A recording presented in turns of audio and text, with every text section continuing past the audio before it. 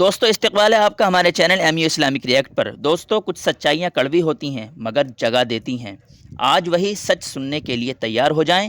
بہت ہی پیارا بیان ہے، چلیے سنتے ہیں۔ جمعے کے دن فلموں میں رش ہے، جمعے کے دن سینما کے ٹکٹ کا رش ہے، جمعے کے دن VCR بہت زیادہ چلتے ہیں، جمعے کے دن ٹیلی ویژن پہ بڑا رش ہوتا ہے، جمعے کے دن بدماشی ہے، جوا ہے، بے حیائی، زیادہ سے زیادہ بے حیائی جمعے کے دن ہوتی ہے۔ حالانکہ حضور کریم صلی اللہ علیہ وسلم نے فرمایا جمعے کے دن ایک گھڑی ایسی آتی ہے جو مانگو وہی ملتا ہے، جس حال میں کچھ کوئی مشغول ہوگا وہی اس کی زندگی کا مستقل ذریعہ بن جائے گا۔ کون سمجھائے تمہیں کس کے اندر طاقت اور جرت ہے کہ قوم کے دھارا پھیر سکے اور قوم کے رخ کو پھیر سکے؟ کون پھیر سکتا ہے؟ اس لیے قرآن کریم نے بار بار للکارا اور فرمایا افلم یہد لہم کم اہلکنا قبلہم من القرون، اکڑنے والوں، بدماشی کرنے والوں، بے غیرت کمینوں، باداؤ، جب میرا قہر جوش میں آئے گا پھر ایک دو کو نہیں، پھر بستی کی بستی، ملک کے ملک اجاڑ کے رکھ دوں گا۔ افلم یہد لہم کم اہلکنا قبلہم من القرون،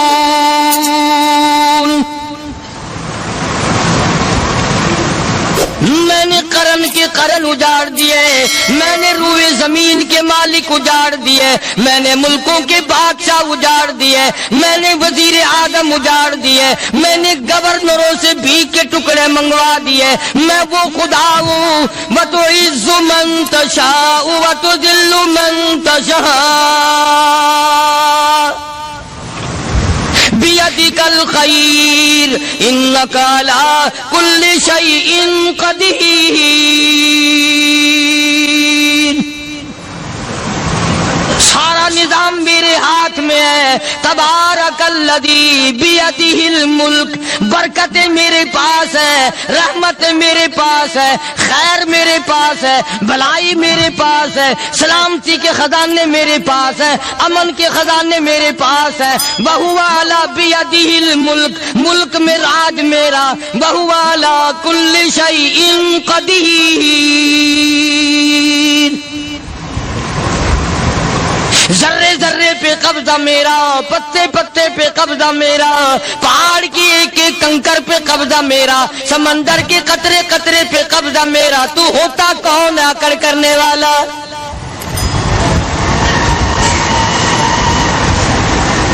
غور نہیں کرتے، سوچتے نہیں ہیں کہ کلام الہیہ ہمیں کیا بتانا چاہتا ہے۔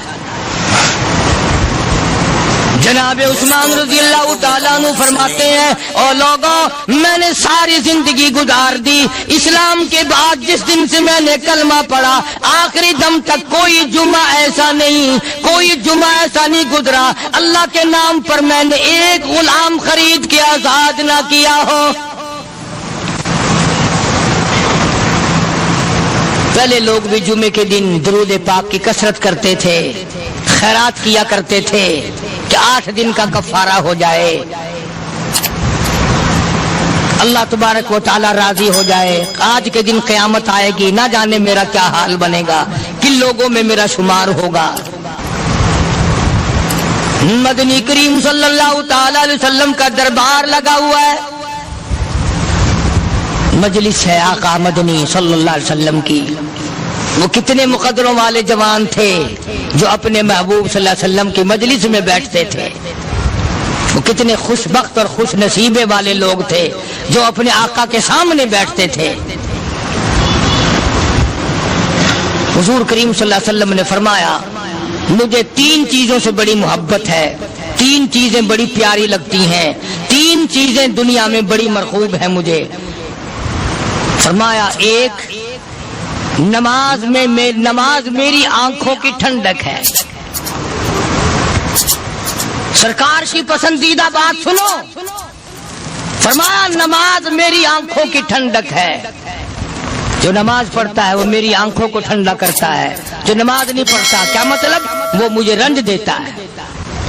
اور جامع ترمذی میں ایک حدیث موجود ہے، ارشاد ہے حضور کریم سب کہہ دو صلی اللہ علیہ وسلم کا، فرمایا کہ ہر پیر کے دن، ہر جمعرات کے دن ہر امتی کا نامہ اعمال میرے سامنے پیش کیا جاتا ہے، ہر امتی کا اعمال نامہ سرکار کے سامنے کر دیا جاتا ہے، تیرے فلاں امتی کا یہ عمل ہے، ذرا مسجد میں بیٹھے ہو، قبلے کی طرف منہ کیے بیٹھے ہو، لوگوں سوچو تو صحیح ہمارے اعمال نامے دیکھ کر آقا کو کتنا رنج ہوتا ہوگا، ہمارے کردار دیکھ کر، ہماری روح سیاہی کو دیکھ کر آقا کو کتنا رنج پہنچتا ہوگا صلی اللہ علیہ وسلم۔ ارے ہم نے حضور کی ذات اقدس کو رنج پہنچایا، پریشانی پہنچائی، تکلیف پہنچائی، پرواہ نہیں کرتے نمازوں کی، نوجوان بھی، بوڑھے بھی، حج کر کے بھی نماز پڑھتے لوگ، اور اب تو ویسے بھی دانا بینا لوگ ہیں۔ تو آپ نے ارشاد فرمایا کہ میری آنکھوں کی ٹھنڈک نماز میں ہے، تین چیزیں مجھے پیاری ہیں پوری دنیا میں، تین چیزیں پسندیدہ ہیں میری، سب سے پہلی فرمایا نماز میری آنکھوں کی ٹھنڈک ہے، قرۃ عینی فی الصلاۃ او کما قال النبی صلی اللہ علیہ وسلم، فرمایا جس آدمی، جس امتی کا یہ دل کرے کہ میں نبی کی آنکھ ٹھنڈی ہو، اسے چاہیے کہ نماز پابندی سے پڑھے۔ دوسرا فرمایا وفادار عورت مجھے بڑی پسند ہے، حضور کریم صلی اللہ علیہ وسلم نے فرمایا وفادار عورت، ہائے ہائے ہماری ماؤں سے زیادہ وفادار کون ہوں گی؟ جناب عائشہ صدیقہ رضی اللہ تعالیٰ عنہ فرماتی ہیں کالی کملی والے کے گھر میں 3 مہینے چولہے میں آگ نہیں جلتی تھی،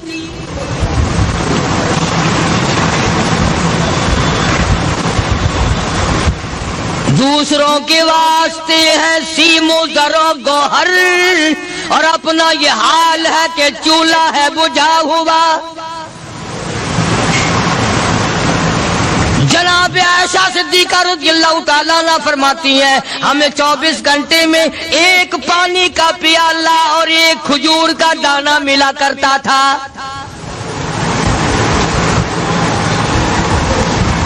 کبھی اپنی ماہوں کی خوراک تو دیکھو، خرچہ تو دیکھو، اور اگلی بات سنو تو حیران ہو جاؤ۔ جناب عائشہ صدیقہ رضی اللہ تعالیٰ عنہ فرماتی ہیں اس پیالے اور کھجور کی قدر بھی تب ہوئی جب وہ بھی نہ ملی۔ پیسوں کو برباد کرنے والوں، بے قدری کرنے والوں، ذرا سوچو تو صحیح کہ کیا گھر ہے محمد عربی سب کہہ دو صلی اللہ علیہ وسلم کا۔ اسی گھر سے خیر و برکت ملی صحابہ کرام کو، لیکن دنیا نہ تھی، بلڈنگ نہ تھی، کوٹھی نہ تھی، بنگلہ نہ تھا، چہل پہل نہ تھی۔ اچھا ایک بات اور آج یاد کر کے لے جاؤ، یہ تو مجبوری ہوئی نا، یہ تو ایک مجبوری ہوئی، پریشانی ہوئی، محتاجی ہوئی کہ پانی کا ایک پیالہ اور ایک کھجور کا دانہ ملتا تھا۔ اور اگلی بات سنو تو حیران ہو جاؤ، مجبوری اور چیز ہے، اختیار سے کرنا اور چیز ہے۔ جناب فاروق اعظم رضی اللہ تعالیٰ عنہ کی حکومت ہے، عائشہ صدیقہ رضی اللہ تعالیٰ عنہ سال کا خرچہ 12,000 روپیہ بوری میں بھر کر حضرت عمر نے حضرت عائشہ کے گھر پہنچا دیا، لو تمہارا یہ سال کا خرچہ آ گیا۔ سال کا خرچہ حضرت عمر رضی اللہ تعالیٰ عنہ نے جناب عائشہ صدیقہ رضی اللہ تعالیٰ عنہ کے پاس بھیجا۔ اتنا بڑا بورا بھر کر آیا۔ اللہ غنی، بجائے خوش ہونے کے، بجائے مچلنے کے، بجائے فخر کرنے کے، اپنی خادمہ سے فرمانے لگی، حضرت عائشہ خادمہ سے فرمانے لگی میں نے تو اپنے محبوب صلی اللہ علیہ وسلم کے پیٹ پہ پتھر دیکھے، میں نے تو کالی کملی والے کو فاقے کرتے دیکھا۔ خادمہ سے فرمانے لگی اس بوری کے اور میرے درمیان میں کپڑا لٹکا دے، میری آنکھ دیکھنا گوارا نہیں کرتی، میری آنکھ دیکھنا بھی گوارا نہیں کرتی۔ اس نے کپڑا لٹکا دیا، اس کے بعد خادمہ سے فرمانے لگی مدینے میں اعلان کراؤ جس کو خیرات چاہیے وہ عائشہ کے دروازے سے آ کے لے جائے رضی اللہ تعالیٰ عنہ. سارے مدینے میں اعلان ہوگا خیرات لینے والے آ جاؤ. شیئر ضرور کریں. ایک اور بات تھی اس وقت میں، ضرورت مند جاتا تھا، یہ نہیں کہ ٹیبک میں ہزاروں روپیہ پڑا ہوا پھر بھی مانگ کے کھانا ہے، جیب میں ہزاروں روپیہ پھر بھی مانگنا ہے، پلے سے نہیں کھانا. کہ جتنے بھیک مانگے ہیں نا بھیک مانگنے والے، 1 کروڑ روپیہ دے دو انشاءاللہ شام کو پھر بھی مانگے گا. اس کے مقدر میں بھیک مانگنا ہے. فرمانے لگی کچھ نہیں ہے. وہ خادمہ کہنے لگی کچھ نہیں ہے. اب وہ خادمہ کہنے لگی کہ اگر 1 ٹکے کا گوشت منگوا لیتی تو تم بھی اپنا روزہ کھول لیتی گوشت سے، میں بھی کھا لیتی. کیا جواب دیا اما عائشہ صدیقہ رضی اللہ تعالی عنہا نے؟ فرمانے لگی اب تانا دینے سے کیا فائدہ، تو نے اس وقت یاد کیوں نہیں دلایا؟ اس لیے میں نے یہ واقعہ سنا دیا کہ پہلی بات سن کر کے تو آپ لوگوں کے دل میں بھی یہ بات آئی ہے نا کہ جی مجبوری ہے، چوری تو وہ کرنے سے رہی بیچاری، پریشانی جو ہوئی، غربت جو ہوئی، تنگی جو ہوئی، چلو پانی کا پیالے پہ گزر کیا. اور نہیں، یہ حضرات اختیاری بھی فاقہ کرتے تھے. اب 12,000 آیا اور افطار کرنے کے لیے چھچوا رہے، کھجور بھی نہیں. اور ہم تو خدا جانے کب کب تک کا انتظام سوچتے ہیں، پوتے پوتیوں تک کا انتظام جب تک نہ کر لیں اور اولاد در اولاد تک کا انتظام نہ کر دیں اس وقت تک ہماری تسلی تو ہوتی نہیں. اسی کو مجذوب نے بڑے عجیب طریقے سے سمجھایا، کہتا ہے کہ آنے والی کس سے ٹالی جائے گی، آنے والی کس سے ٹالی جائے گی، اور جان ٹھہری جانے والی جائے گی، روح رگ رگ سے نکالی جائے گی، تجھ پہ ایک دن خاک ڈالی جائے گی. تیرے رشتہ دار عزیز اقربا دھڑا دھڑ مٹی پھینک کے ایسے آئیں گے گویا تجھے پہچانتے بھی نہیں. بڑی بڑی عجیب باتیں کہی مجذوب علیہ رحمت نے. اللہ کی رحمت نازل ہو اس کی قبر مبارک پہ آمین کا. کہتا ہے سب کی سب ہیں راہ روے کوئے فنا، سب چل رہے ہیں فنا کی طرف. اب یہ جو ہم لوگ بیٹھے ہیں نا خوش ہو رہے ہیں، میری 50 سال عمر ہو گئی، میری 60 سال عمر ہو گئی، میری 40 سال عمر ہو گئی، میری 30 سال کم عمر ہو گئی. اور اصل بات ہمارے دماغ میں اپنے آپ کو آخرت کے لیے جس قدر ممکن ہو سکے تیاری کریں.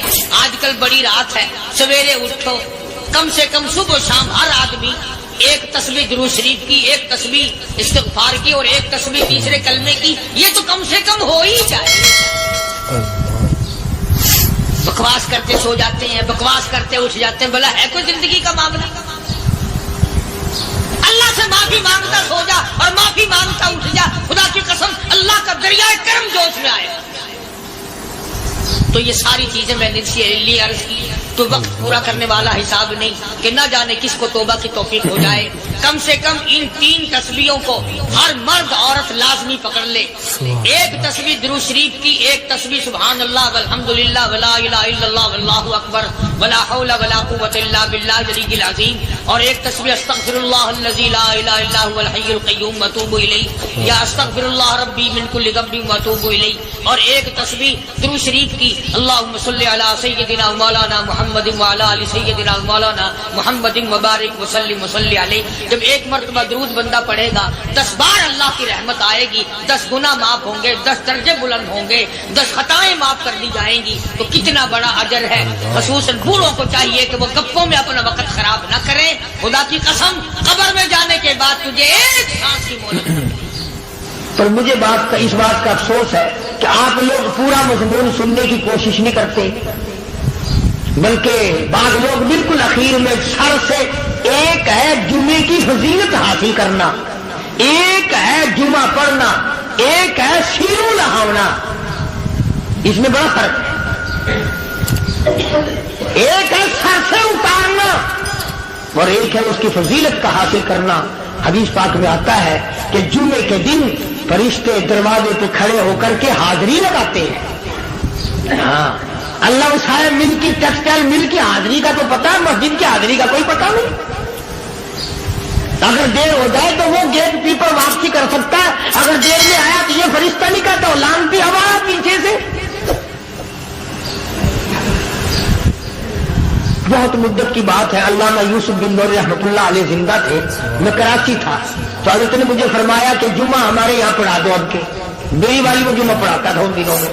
تو میں جب گیا تو ہم ایک چھوٹے سے دروازے سے داخل ہونے لگے، ایک پٹھان کہنے لگا پرلے دروازے سے چلو، میں بھی ادھر سے جاتا ہوں۔ میں نے کہا کیوں؟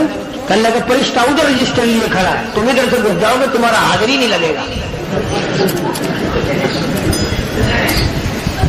وہ کہنے لگا فرشتہ بڑے گیٹ پہ کھڑا ہے، ادھر چلو۔ تو کم سے کم اس پٹھان کا تو یہ عقیدہ ہے کہ فرشتہ کھڑا ہے، اور تمہارا خیال یہ ہے کہ جمعے کے دن نہ فرشتہ ہے نہ خدا ہے، کوئی بھی نہیں ہے۔ اس لیے سیرت النبی صلی اللہ علیہ وسلم کا عنوان شروع ہوگا، وقتی آؤ پورا مضمون سنو تاکہ لطف آئے، دل و دماغ بنے۔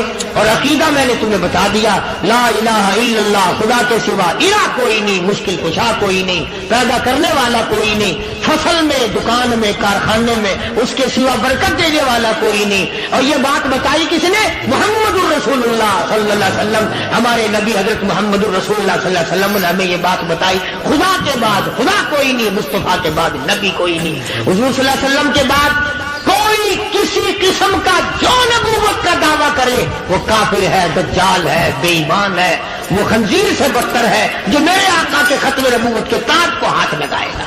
فرمایا لہم قلوب لا یفقہون بہا، اللہ پاک جل شانہ فرماتے ہیں جس کا دل قرآن کریم سمجھنے کا عادی نہیں، لہم قلوب لا یفقہون بہا، جس کا دل قرآن سمجھنے کے لیے تیار نہیں، وَلَهُمْ أَعْيُنٌ لَا يُبْصِرُونَ بِهَا، جس کا کان اللہ کا قرآن سننے کے لیے تیار نہیں، أَمْ لَهُمْ آذَانٌ لَا يَسْمَعُونَ بِهَا، أَمْ لَهُمْ آذَانٌ يَسْمَعُونَ بِهَا، جس کا کان خدا کا قرآن سننے کو تیار نہیں۔ خدائی فیصلہ سنو، اللہ کے قرآن کا فیصلہ سنو، اللہ کے کلام کا فیصلہ سنو، جس کا کان میرا کلام سننے کے لیے تیار نہیں، جس کو میرا قرآن سن کے مزہ نہیں آتا، جس کو میرا کلام سن کے حلاوت نہیں آتی، جس کو میرا کلام سن کے لذت نہیں آتی، جس کی روح تازی نہیں ہوتی، جس کو لطف نہیں آتا، جس کو کیف نہیں آتا، جس کو سرور نہیں آتا، جو میرا قرآن سننے کو تیار نہیں، جو میرا قرآن آنکھوں سے دیکھنے کو تیار نہیں، جو میرا قرآن سننے سمجھنے کے لیے تیار نہیں، آؤ پھر خدائی فیصلہ سنو۔ فرمایا اولئک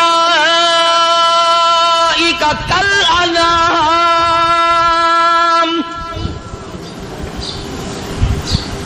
میرا فیصلہ نہیں، کسی پارٹی کا فیصلہ نہیں، کسی فرقے کا نہیں، کسی طبقے کا نہیں، کسی جماعت کا نہیں۔ فرمایا اولئک الانعام، پیدا کرنے والا مالک و خالق کہتا ہے مجھے اپنی کبریائی کی قسم یہ سارے جانور ہیں،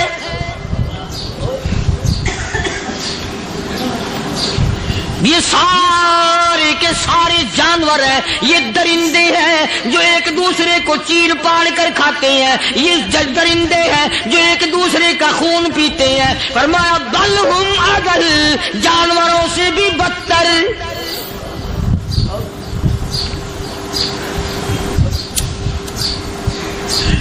جس کے دل میں قرآن سن کر ترس نہیں، جس دل میں رحم نہیں، اپنے سے کمزور دیکھ کر جس کے دل میں شفقت نہیں، مہربانی کا مادہ نہیں، فرمایا وہ کوئی بندہ ہے، وہ تو جانور ہے۔ اور خدا قسم میں آ گیا، فرمایا بل ہم اضل، اس سے بھی بدتر۔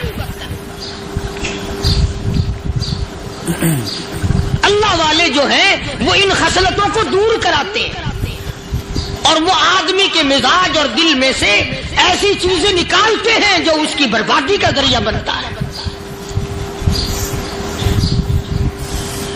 دل کی بیماریوں کا کسی کو فکر نہیں، बुखार हो जाए, आप चढ़ जाए, आपको पता चल जाता है, नज़ला हो जाए आपको पता चल जाता है, खांसी हो जाए पता चल जाता है, दिल की बीमारियों का क्या पता चले।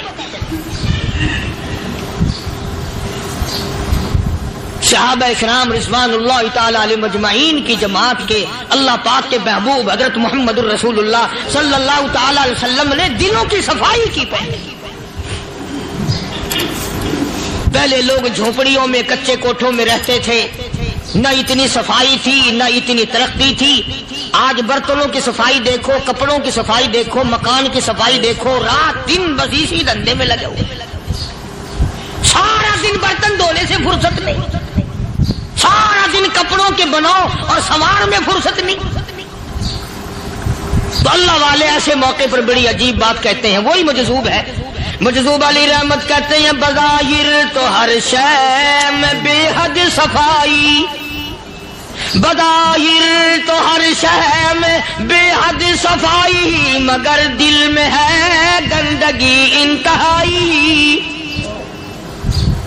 बज़ाहिर तो हर शय में चेहरे की सफाई, बदन की सफाई, ना जाने कितनी किस्म का साबुन है, ना जाने कितनी किस्म के पाउडर है, ना जाने कितनी किस्म के शैम्पू है, ना जाने कितनी किस्म के कपड़े हैं, क्या चाल ढाल है, क्या नए नए डिजाइन है। मजजूब कहता सब कुछ देख लिया, बज़ाहिर तो हर शय में बेहद सफाई, मगर दिल में है गंदगी इंतहाई। जिस यार की बैठक में बैठ के खाना खाया, जिस रिश्तेदार की बैठक में बैठ के खाना खाया, उसी की बहन को देखकर आबरू पे डाका डालने का प्रोग्राम है। जिस दोस्त के घर में बैठ के खाना खाया, उसी दोस्त की बीवी की इज्जत लूटने का प्रोग्राम है। पुराने जमाने में अब भी दिल्ली जैसे शहर में अगर दावत की जाती है तो वहां एक तश्तरी में नमक आता है सबसे पहले। अरब में भी दस्तूर था पुराने जमाने में, अगर कोई दावत करता, कोई तकरीब करता, सबसे पहले नमक आता था। एक एक उंगली हर शख्स नमक चाटता था। क्या मतलब? जिसने नमक चाट लिया अब वो नमक हरामी नहीं बनेगा। इस घर में चोरी करना, इस घर की आबरू का गलत तस्वुर लाना, इस घर के माल में खयानत करना वो हराम समझता था जिस घर का मैंने नमक चख लिया। और मुसलमानों की बात नहीं, हिंदुओं की भी ये बातें थी।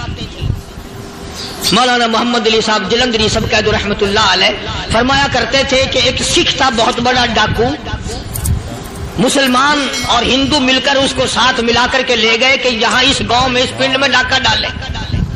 सफर करके गए, तकलीफ उठा के गए।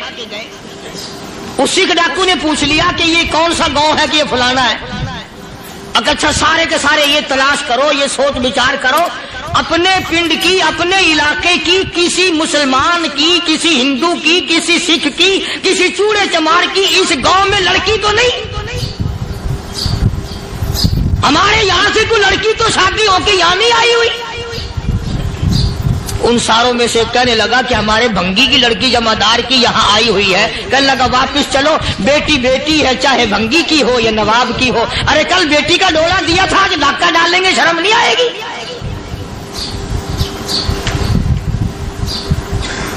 आज वो तस्वुर कहां चले गए और हम सब रोते फिरते हैं, सुकून नहीं, सुकून नहीं, इत्मीनान। अरे इत्मीनान आएगा कैसे? हमारे दिल बेईमान है, नीयतें खराब है, आएगा कहां से?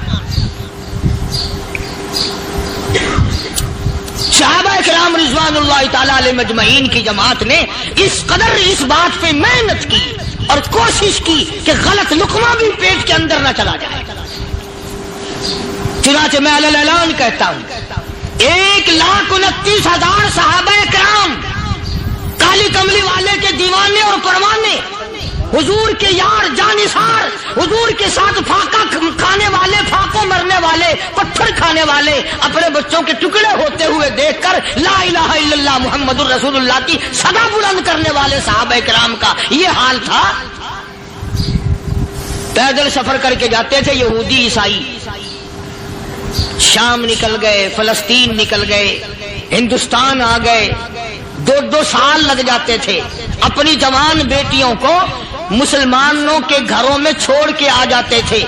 कभी निगाहे नबूवत ने जिनको रंग दिया था, कभी किसी सहाबी पे जर्रा बराबर इल्जाम नहीं लगा। उन यहूदियों का, उन ईसाइयों का यह अकीदा था कि मोहम्मद सल्लल्लाहु अलैहि वसल्लम के जो गुलाम हैं, इनकी निगाह भी पाक है, इनके दिल भी पाक है, इनके इरादे भी पाक है, इनके हाथ भी पाक है।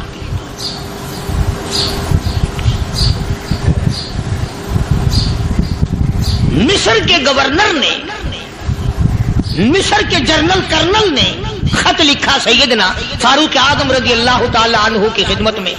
दौरे खिलाफत है हजरत फारूक आजम का। क्या खत लिखा कि हुजूर मुझे काफी वक्त गुजर गया है और फला इलाके में आपके हुक्म से हमने जाना है और रास्ता सिर्फ एक है और उस रास्ते में जाल बिछा दिया गया। अब मुझे मशवरा दें, मैं क्या करूं, हुक्म दें मुझे।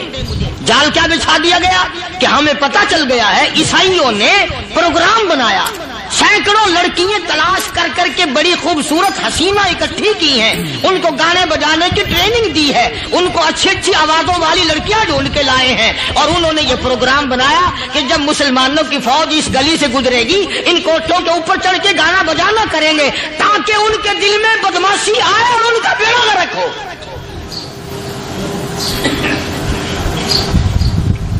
कभी काफिर का यह अकीदा था कि मुसलमान का दिल बिगड़ा तो ये गया, इसकी नीयत में खराबी आई और ये तबाह हुआ। जनाबे फारूक आज़म रज़ियल्लाहु ताला अन्हु ने उसे ये खत ने लिखा कि तू कुरान पढ़ा कर, तू नफिल पढ़ा कर।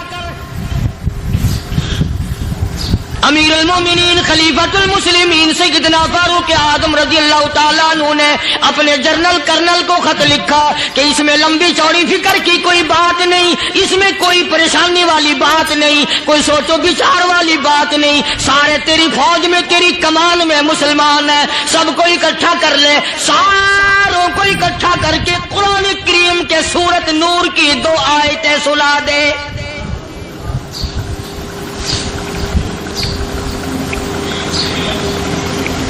ये भी नहीं फरमाया कि सजा सुनाओ, इतने कोड़े लगेंगे, जो खिलाफ करेगा यूं कैद होगी, यूं कोर्ट मार्शल कर दिया जाएगा, कुछ नहीं। जनाब फारूक आज़म रज़ियल्लाहु ताला अन्हु की राय देखो, उनके ख्याल में कुरान करीम में इतनी बड़ी ताकत है, इतनी बड़ी अजमत है, इतनी बड़ी करामत है, कलाम इलाही में इतना बड़ा शरफ है। ऐलान कर दिया, फरमाया अपने कर्नल को सारी फौज को, लश्कर को इकट्ठा करके कुरान करीम की फुला फुला आयत सुना दे।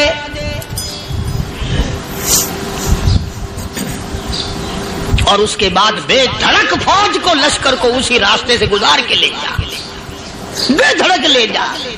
हाय, कभी कुरान की 2 आयतों से काम बन जाता था, अब सारे कुरान से मेरा तेरा काम नहीं बनता।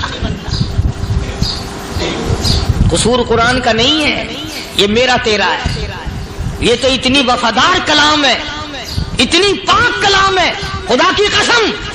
हजारों रजिस्टरों के गत्ते, हजारों चाय के डब्बे, हजारों मिठाई के डब्बे, लाखों करोड़ों दवाइयों के डब्बे गंदे नालों पे, कूड़ियों पे, रूड़ियों पे पड़े हैं। और जिस गत्ते ने कुरान के साथ यारी लगा ली, खुदा की कसम कोई आदमी बगैर वुजू उस गत्ते को भी हाथ नहीं लगा सकता।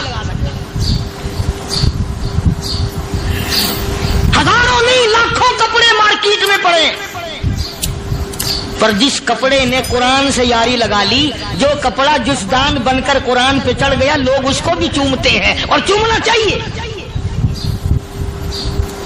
यारो, कपड़े ने कुरान से यारी लगाई तो कपड़ा अजमत वाला बन गया, गत्ते ने यारी लगा ली तो गत्ता बन गया। हजारों किस्म के कागजात रोजाना जलील होते फिरते हैं, जिस कागज पे कुरान लिखा गया वो अजमत पा गया, जिस स्याही से कुरान लिखा गया वो स्याही अजमत वाली बन गई।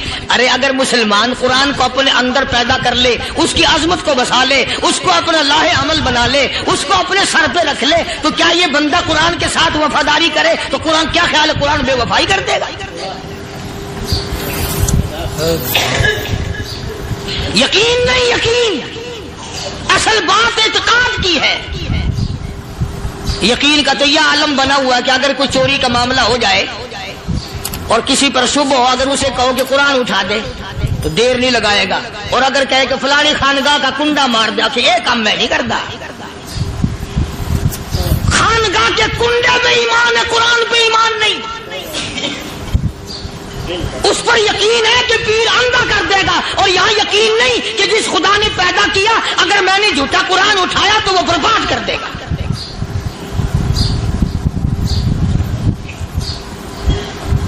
अजीब अजीब लोग। चुनाचे मिस्र के कर्नल ने, मिस्र के जर्नल ने सारी फौज को इकट्ठा कर लिया।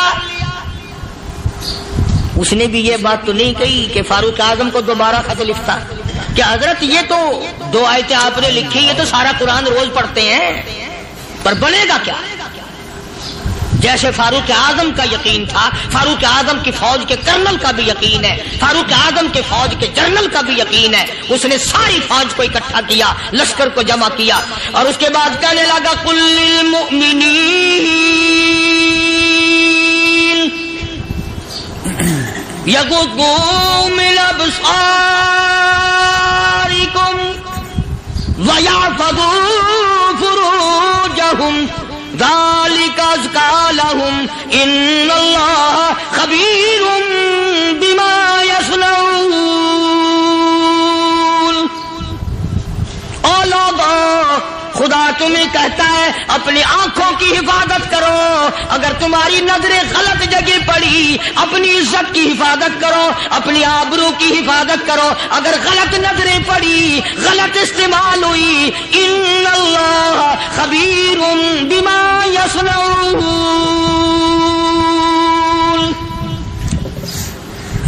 अल्लाह पाक तुम्हारे साथ साथ है, वो हर चीज को देखता जाएगा, वो हर चीज तुम्हारी देखेगा। चुनाचे तारीख शाहिद है, इब्ने हशाम ने लिखा है, इब्ने खुल्दून ने लिखा है, और कई मुर्रिखीन ने लिखा है कि जब मुसलमान जनरल ने, मुसलमान कर्नल ने अपनी फौज को कुरान की 2 आयतें सुनाई और इसके बाद हुक्म दिया चलो, तमाम का तमाम लश्कर चल रहा है। उधर ढोल बजा, धमाके बजे, गाना शुरू हुआ, गाना बजाना शुरू हुआ, सारी फौज निकल गई, सारा लश्कर चला गया। लड़कियों ने देखा कि ये तो खत्म हो गए, नीचे आवाज दे के कहने लगी और जाने वालों, ये सारी फौज कई अंधों की फौज तो नहीं।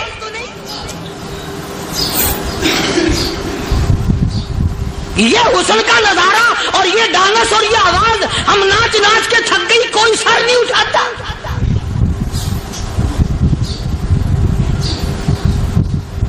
और आज देख लें आप, हर घर के ऊपर वो लगा हुआ है एरियल, लानत का एरियल लगा हुआ है, लानत का एरियल। हाजियो, तुम क्या कहते हो कि हमारे घर का इसमें क्या बिगड़ेगा? खुदा की कसम, वो बिगड़ता है, वो दीमक लगती है, वो तबाही फिरती है, तुम्हें पता भी नहीं चलता। तुमने क्या सोच रखा है? मुसलमान कर्नल के हुक्म पे सारी फौज निकल गई। नाचने वाली गाने वाली लड़कियां ईसाइयों की हैरान है, क्या हुआ? लाखों की तादाद में फौज गुजर गई, कोई निगाह उठा के नहीं देखता। एक मुसलमान सिपाही गुजरता गुजरता नीची नजरें किए किए कहने लगा सर कैसे उठाए, निगाह कैसे कोई उठाएगा? ये सारे के सारे अल्लाह का कुरान सुनकर आए हैं।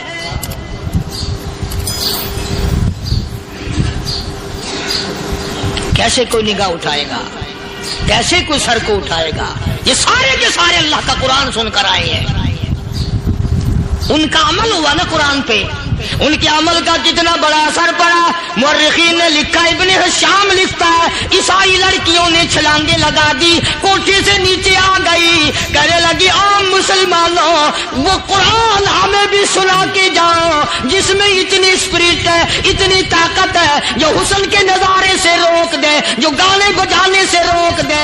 ये तो आदमी के दिल का सुकून है। न गाना सुनते हो, न हुस्न का नजारा करते हो। जाते वाले यूं ना जाओ, हमें भी वो कुरान सुना के जाओ।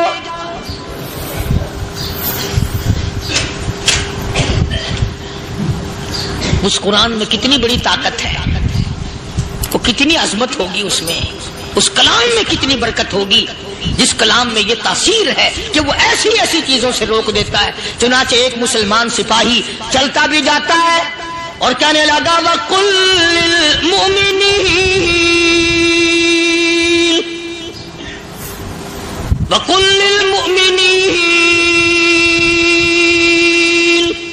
قرآن کی آیت پڑھ کے سنائی. سینکڑوں نہیں بے شمار لڑکیاں ایک مسلمان کی زبان سے اللہ کا قرآن سن کے کہنے لگی اور جانے والوں چھوڑ کے نہ جاؤ، ہمیں بھی کلمہ پڑھاؤ.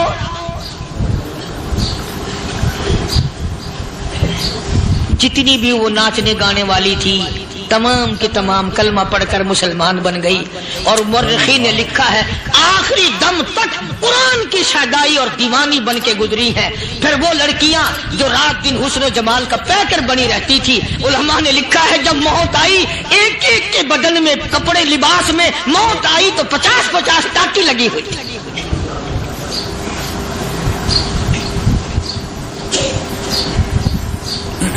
بظاہر تو آج بھی بڑی جھاڑا پنجی ہے، بڑی صفائی ہے، بڑی دوڑ دھوپ ہے.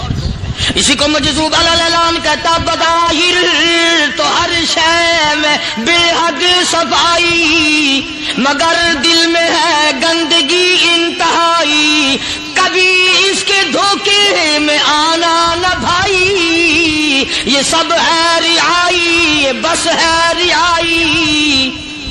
یہ تو چیز ہی کچھ نہیں. بڑے بڑے دھندے ہمیں پلٹتے دیکھے، بڑے بڑے نظام بگڑتے دیکھے.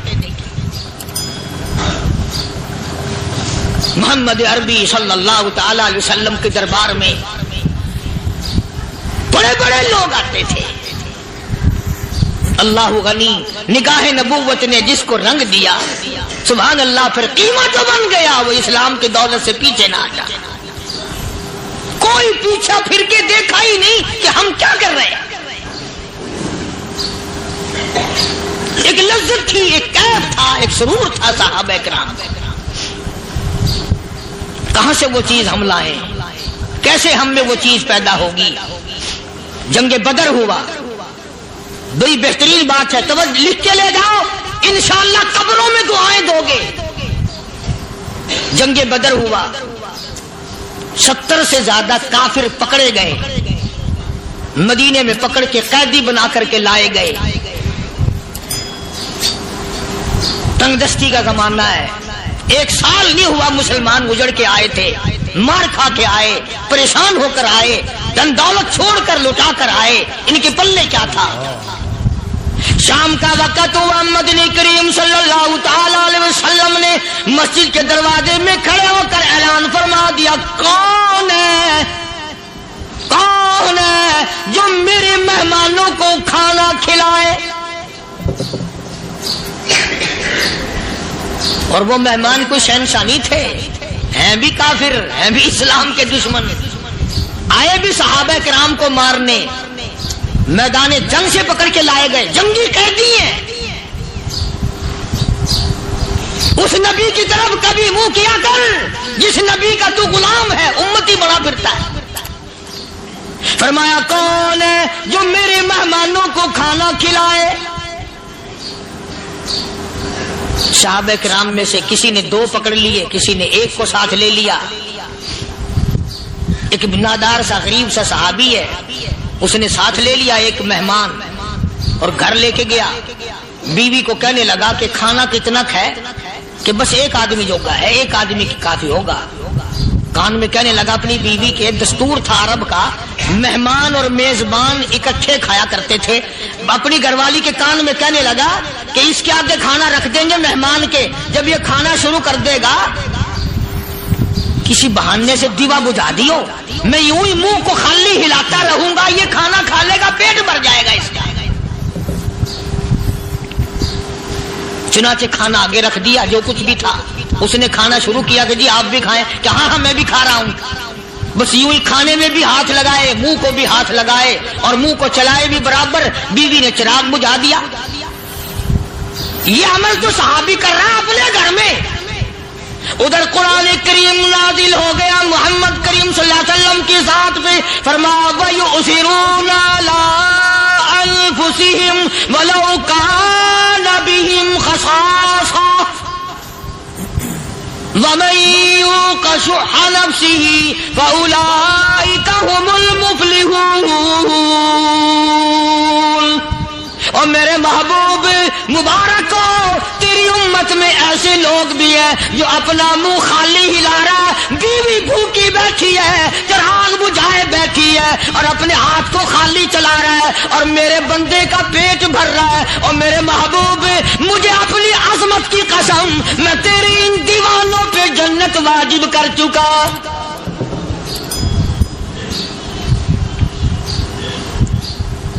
اب حضور صلی اللہ علیہ وسلم نے تو ان کو نہیں سکھایا تھا کہ تو جا کے ایسا کرنا، قدرتی مزاج ایسا بنا دیا تھا۔ ایک اور موقع ہے مدینے پاک میں، جنگی قیدی اور جگہ سے اسی طرح سے آئے، ایک صحابی ایک اور آدمی کو جنگی قیدی کو کافر میں گھر لے گیا۔ بیوی کہنے لگی کہ ایک ہی آدمی کا کھانا ہے بس، انہوں نے کہا اس کو دے دو۔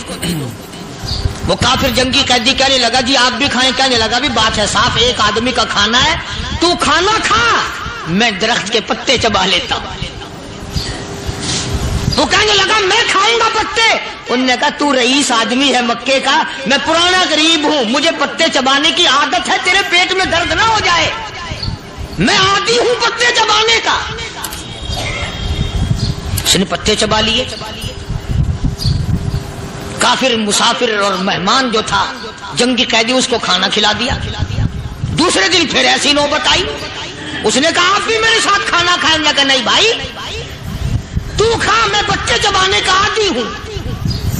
2 دن تو اس کافر نے کھانا کھا لیا، اور جب تیسرے دن اس کے آگے کھانا آیا، انہوں نے کہا بھائی تو ہی کھا، بس اتنا ہی کھانا ہے، میں تو میاں بیوی ہم تو پتے چبا لیں گے۔ اور کہنے لگا مدینے والوں تم خود پتے چباتے ہو، دشمنوں کو کھانا کھلاتے ہو، آج میری بھی ایک شرط ہے، پہلے کلمہ پڑھا پھر کھانا کھلا۔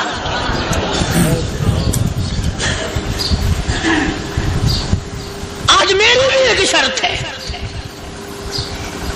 2 دن کے عمل نے کفر کو مٹا دیا، اسلام چمک گیا۔ 2 دن کے عمل نے، میرا تیرا 60 سال کا عمل ہے، کبھی کسی کافر کو مسلمان بنایا؟ الٹے ہی کام، ہر غلط، ہر معاملہ الٹا ہی ہے۔ ہر آدمی بیزار ہوتا ہے، یار دین تو کچھ نہیں، یار اسلام کچھ نہیں، یارو ایمان کچھ نہیں۔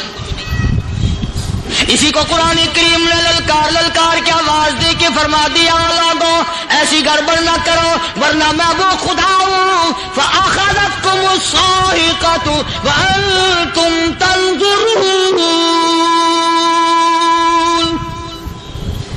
جبریل امین نے ایک چیخ ماری، ساری قوم کے جگر پھٹ گئے۔ میں وہ خدا ہوں، لا تركضوا وارجعوا إلى ما أترفتم فيه ومساكنكم لعلكم تسألون۔ لوگ مکان چھوڑ کے بھاگتے ہیں، ماحول چھوڑ کر بھاگتے ہیں، معاشرہ چھوڑ کر کے بھاگتے ہیں۔ خدا کہتا آؤ جن مکانوں پہ تمہیں ناز تھا وہ یہ کھڑے بھاگ کر رہے۔ اسی کو قرآن کریم کہتا ہے ان الذین قالوا ربنا اللہ ثم استقاموا، وہ آدمی جس نے لا الہ الا اللہ محمد الرسول اللہ صلی اللہ علیہ وسلم پڑھا، اللہ کی توحید کا اقرار کر لیا، او میرے مالک تیرے سوا میرا کوئی مشکل کشا نہیں، حاجت روا نہیں، میرے دل کے بھید کو جاننے والا نہیں، میری بگڑی بنانے والا کوئی نہیں، اجڑوں کو بسانے والا کوئی نہیں، کھیتی کو آباد کرنے والا کوئی نہیں، ایک دانے سے سینکڑوں دانے بنانے والا تیرے سوا کوئی نہیں۔